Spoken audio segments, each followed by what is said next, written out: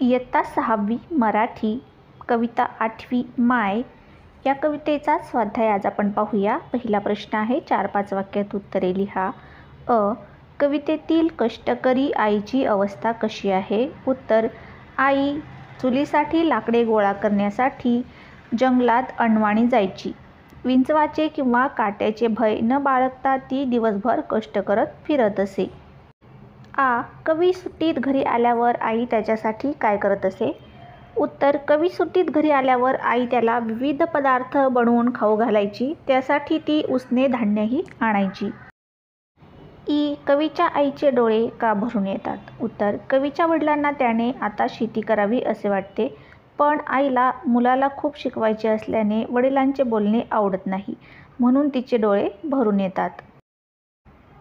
आईच्या पोटी पुन्हा जन्म घ्यावा असे कवीला का वाटते? उत्तर, कवीने खूप शिकावे अशी आईची इच्छा आहे, त्यासाठी ती प्रचंड कष्ट करते आणि वडिलांना विरोध करते। सुन्मुख पाहण्यासाठी ती अधीर आहे, अशा प्रेमळ आईच्या पोटी पुन्हा जन्म घ्यावा असे कवीला वाटते।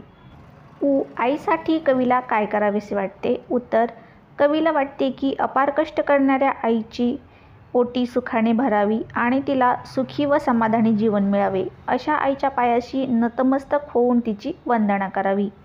प्रश्न दुसरा आहे, कोण कोणास व का म्हणाले? करू नको घाई म्हणे पोटभर खाय।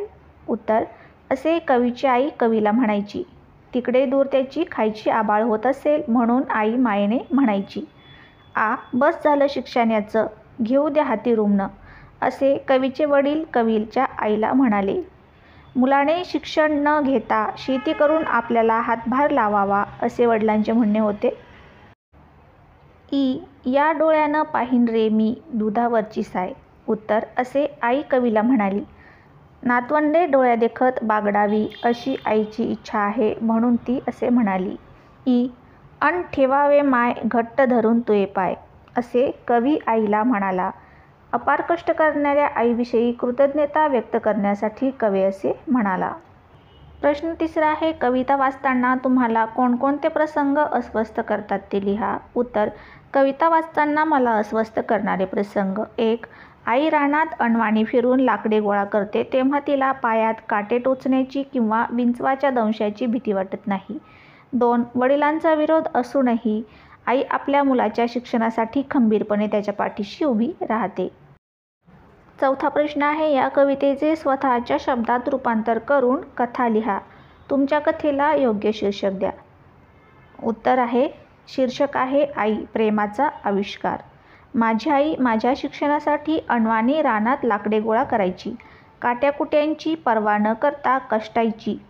सुट्टीत मी घरी आलो की ती मायेने जेवण बनवून पोटभर खा म्हणून आग्रह करायची। वडील मला शेती करायला सांगायचे, पण आईला मी खूप शिकावं असं वाटायचं। ती म्हणाली, मला माझ्या मुलाचं लग्न झालेलं आणि नातवंड पाहायचे आहेत। आईच्या या निस्वार्थ प्रेमाने मी भारावून गेलो। मला वाटले की तिच्या पोटी पुन्हा जन्म घेऊन तिचे कष्ट फेडावे। 5वा प्रश्न आहे, माझी आई या विषयावर 10 ते 15 ओळी लिहा। माझी आई ही जगातील सर्वात सुंदर व्यक्ती आहे। ती आमच्या सगळ्यांची खूप काळजी घेते। सकाळी लवकर उठून ती आमच्यासाठी गरम जेवण बनवते। शाळेत जाताना ती मला डबा भरून देते। आई मला अभ्यास करायला मदत करते।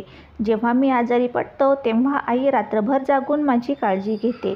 आई मला चांगल्या सवयी लावते आणि वाईट गोष्टींपासून दूर राहायला सांगते। तिच्या चेहऱ्यावरील हास्य बघून मला खूप आनंद होतो। माझी आई जगातील सर्वोत्कृष्ट आई आहे। 6वा प्रश्न आहे, खालील शब्द पहा।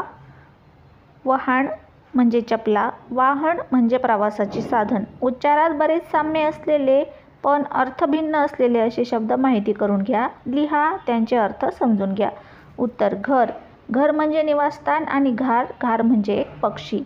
दिन म्हणजे गरीब आणि पहिली वेलांटी असलेला दिन म्हणजे दिवस। पाणी, दुसरी वेलांटी असलेला पाणी म्हणजे जल, आपण पितो ते पाणी, आणि पाणी पहिली वेलांटी असलेला पाणी म्हणजे हात। सूर म्हणजे आवाज आणि शूर म्हणजे पराक्रमी। खेळूया शब्दांशी मध्ये खालील शब्दांचे समानार्थी शब्द लिहा।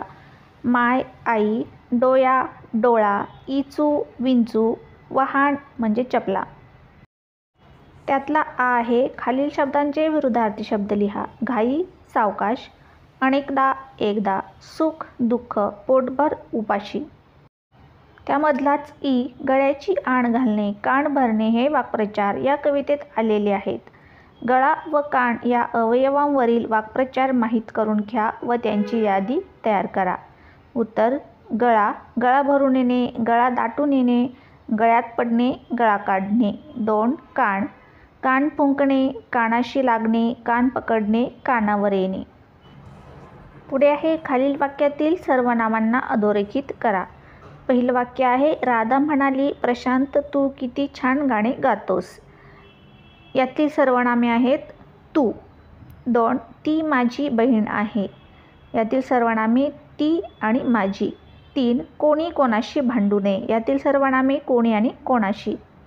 4. ज्याला बाहेर फिरायला जायचे आहे त्याला मी घेऊन जाईन.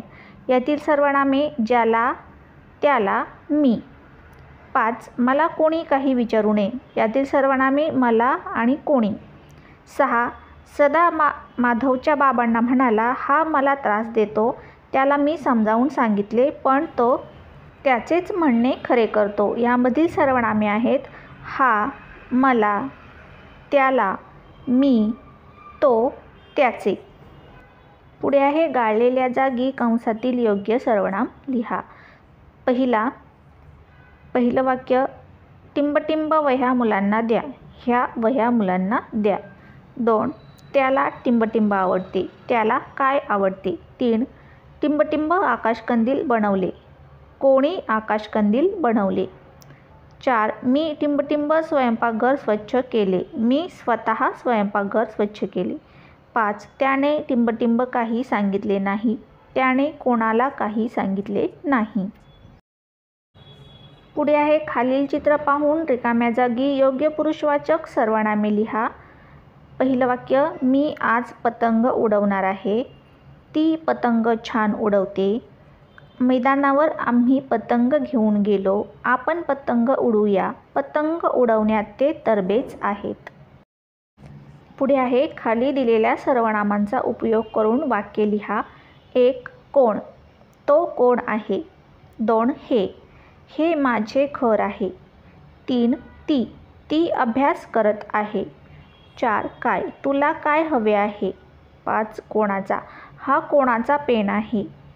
6. ही माझी वही आहे.